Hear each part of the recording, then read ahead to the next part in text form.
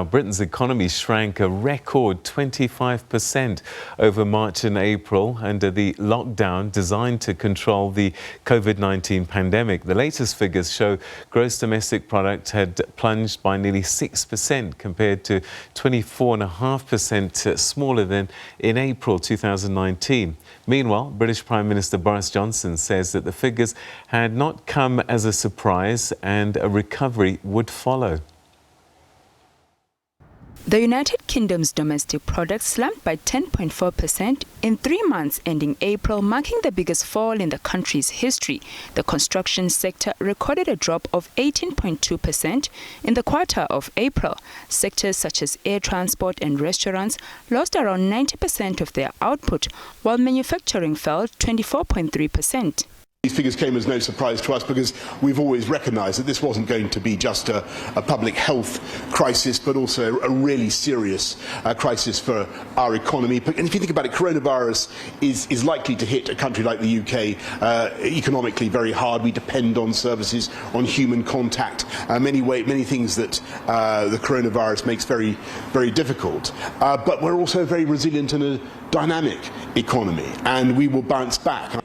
Meanwhile, the battle against coronavirus has claimed 41,481 fatalities. Prime Minister Boris Johnson, who was visiting a biocenter lab which tests for COVID-19 swab samples, says government will next week ease restrictions by reopening the retail sector. What we will do now is, obviously, you know about the various steps that we're taking to unlock the economy carefully, whilst keeping our foot on the virus, as it were, forcing it down. We will do more shops on Monday, July the 4th, opening up of hospitality, slowly, carefully opening the economy. Last month, government urged people who could not do their jobs at home to return to work as lockdown restrictions were gradually lifted. Meanwhile, the prospect of a no-deal Brexit remains a challenge to the UK's economic recovery. Now, British journalist and economist Guy Shone has been keeping tabs on this story, and he joins us via Skype from London now. Guy, thanks for joining us. Always great talking to you. There's so many adjectives and words being used to describe this number, 20.4% in April, and one that comes to mind is calamitous. Well, Peter, I'll try not to get into a battle of words with you, but it certainly is. It's like nothing anyone's ever seen before. Shrinking, an economy shrinking by over 20%, the largest month-on-month contraction in history, 3 times bigger than the huge drop, as you say, which was only the previous month, and far, far worse than anything we saw back in 2008. And as we saw in the report there, the Prime Minister, the Governor of the Bank of England also, they've tried to strike a reassuring tone today by admitting that although it's a dramatic and big number, it's not a surprise.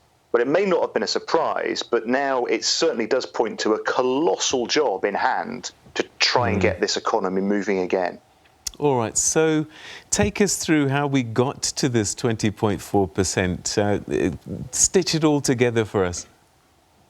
Well, it's a reality that, as the Prime Minister said, that the UK economy is quite dependent on the service sector. It's also, international travel, international trade, obviously, particularly to cities like London, is hugely important. Heathrow Airport being one of the busiest airports on planet Earth, so that openness to international trade, that people serving and trading with one another, obviously an economy like that was going to be hit particularly hard when everybody was locked down and couldn't physically interact with each other. And like so many other economies around the world, the UK's just in the middle now of this perfect storm. It's, even if you, as we heard in the report, even if you average out the GDP slump across some pre-lockdown period, so February through to March, it's still a 10% drop over 3 months, which is staggering. The UK also now has got 9 million workers having their wages paid by the UK government, and now an increase of people also claiming unemployment benefits. And then, as the Prime Minister alluded to in the feature there, we've got a retail sector that's been at standstill. Online shopping has increased, but shops have seen 80% less footfall in April and only 7% better in May. So a huge amount of hope now is resting on the ability of business to really try and drag us out of this economic crisis. And this, of course, depending on two scenarios. We were speaking to the OECD yesterday, and there's two scenarios. One, that this is the one wave and it's done. But if there's a second wave, then, who knows what that might bring. Yeah, I mean, that's it, Peter. And we're already constricted. We're sort of, if you look at monetary and fiscal policy, there isn't really a lot of room to manoeuvre as it is, even without a second spike. The government's already effectively nationalised the entire private sector. The Bank of England has already dropped the base interest rate down to 0.1%. So really the hope now does have to come from consumer confidence, from business trading, and trying to inject some hope back into the economy. You've mentioned the Bank of England governor, enters stage right, Andrew Bailey. What can he do with interest rates almost at zero already? Well, it's extremely difficult, and he's not on his own. So I think central banks around the world, we saw a huge debate going on in the EU recently, where central banking officials couldn't really agree on what to do. There's loads of interesting novel ideas, but really when you've had a global impact on this scale that's really so binary, people physically locked down, businesses unable to trade, supply chains grinding to a halt, planes not in the sky, there really aren't that many levers available to central banks or, fiscal policymakers either. It really now does have to come on government officials working with business to do everything that they can to do two things. Firstly, encourage and help business to get trading again, to catch up, but also keeping a really close eye on jobs, because unemployment is growing in the UK. And if that becomes out of control, then we've really got a problem on our hands economically. So Treasury will have to continue to dig deep to find money to support businesses through this period until they pick up? The trick really now is being extremely careful as policymakers kind of manage this transition towards October and then beyond October, when a lot of this government support starts to come away and businesses, particularly big businesses, are slowly weaned off that government support. That's going to be a very, very tricky thing to manage, and getting that right, I think, is the key to making sure there isn't an even worse recession than we're already going to have to endure. All right, so you're an economist. Is April the worst it's going to be? There are signs that May already look like it's improving the situation. Yeah, most people think so, Peter. I think it's pretty reasonable. We're living in a time where we thought that the 5.8% contraction was shocking. Then we get to over 20%. But I think it is reasonable, given the fact that businesses are now unlocking, starting to trade with each other. That unless we get an awful second spike of the virus, I think we can be reasonably hopeful that things now will start to come back up from this devastatingly low level we're at the moment. So how much of the economy has been eased in already? Is there still quite a bit to go? Well, we've had, a spike in online sales. We're all familiar with, Mr. Bezos is on track to become the first trillionaire by 2026. So not everybody's doing terribly out of this lockdown situation. Supermarket trade is also doing reasonably well compared to other sectors. And then there have been other sectors too, like exercise equipment, bicycles. Kettlebells have shot up something like 400%. So all of those things that are pertinent to the way that our lifestyle has changed in lockdown are trading quite happily. But those big lifestyle businesses, the entertainment businesses, retail, which is a huge part of the UK economy, of course, has been mothballed. And now that's going to need to come out fighting if we've got any chance of really sort of clawing back some of that growth that we've lost. All right, and of course you've still got airlines that are struggling, and I see that British Airways, EasyJet and Ryanair have come together, can you imagine, to fight the government over this whole quarantine story. Yeah, I mean, at one sense, the common enemy, I guess, is a useful sort of bonding tool. But this would not have been considered a likely thing to have happened just months ago. And it has to be said that almost all airlines are struggling at the moment. We've seen Lufthansa recently in trouble, but particularly those British airlines, and they're trying to tread that careful balance between, on the one hand, lobbying the government effectively, but on the other, also using a bit of stick as well as carrot to try and see if they can get as much help as they possibly can. All right, so Brexit hasn't happened really, and is this a blessing at the moment?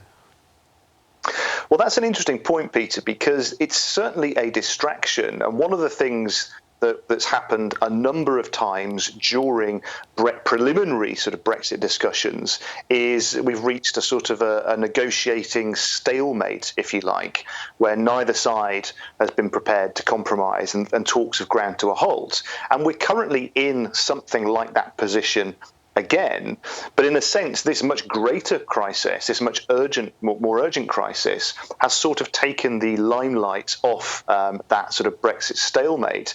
And because people are having to think so fundamentally about how we get out of this crisis, and because everybody's in, to a lesser or greater degree, the same crisis, it might actually be some common ground that might bring some of those Brexit protagonists together. And also, I suppose, by still being part of the European Union, it does help collectively to try and get the countries back on their feet still. Yeah, it does. And on the political side too, I mean, now's just not the time. I think it would be seen to be unseemly to start sort of nitpicking and point scoring too much whilst we're all trying to solve a crisis of this scale. So it does. The situation does lend itself to people working together a little bit more collaboratively. But the ultimate, the policy differences.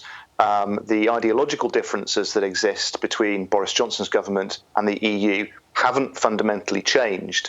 There might just be a greater range of things that could be sort of opened up a little bit more because of this crisis, and we'll see what happens as we get into next year.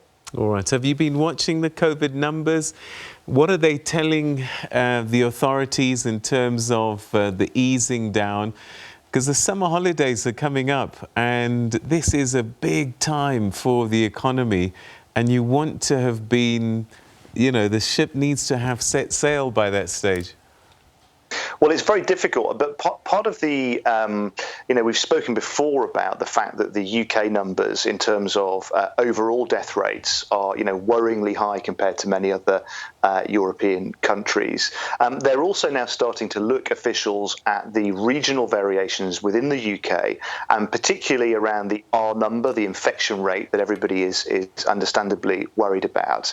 And there is evidence that within areas that have been badly hit already by the virus, such as London, that R rate is reasonably unconcerning at this stage, whereas other parts of the UK, like the southwest of England, for example, are starting to see R rates creeping up towards 1%. So if that starts to develop, what might happen, and the government have spoken a bit about this already, is we start to see the option for having regional lockdowns, regional restrictions, and that of course brings with it all sorts of political problems in terms of the electorate, the voters in those areas that may be having additional restrictions put on them that are not put on people in other parts of the country. All right, perhaps finally, 24% in April. What do you think is going to be the story by the end of the year? The OECD is looking at 14% if there's a second wave, and perhaps just over 12 if it's you've dealt with the worst of COVID-19. What's your gut telling you based on what you've seen and these figures that have come out for April? Yeah, look, I mean, it's very, very hard to say, Peter. I'm not going to dodge the question. I think anything around the sort of 10% mark would be seen as a reasonable amount of success. And you can extrapolate what's happened in the UK numbers over the period February through to where we are now, and that has in it some obviously severe lockdown time periods, but also a bit of time period as well where things were trading reasonably normally, and that looks to be around about the sort of 10%, 11% mark. So if we can emerge out of this, have some initial success, albeit taking account of the normal problems and issues that happen in any sort of economic period without things like the coronavirus to deal with, I think anything around the sort of 10% mark would be could be seen as sort of damage limitation and reasonably successful. My goodness, if a year ago we told you that your economy would shrink by 10%, you'd have shot me. All right, Guy, we're going to leave it there. Thanks so much, my friend. We'll chat again in the near future. All right, that's Economist Guy Shone speaking to us from London. So 20.4%. Can you imagine your economy shrinking by that much in just 1 month? Well, we'll keep a tab on that because all of that affects us, of course.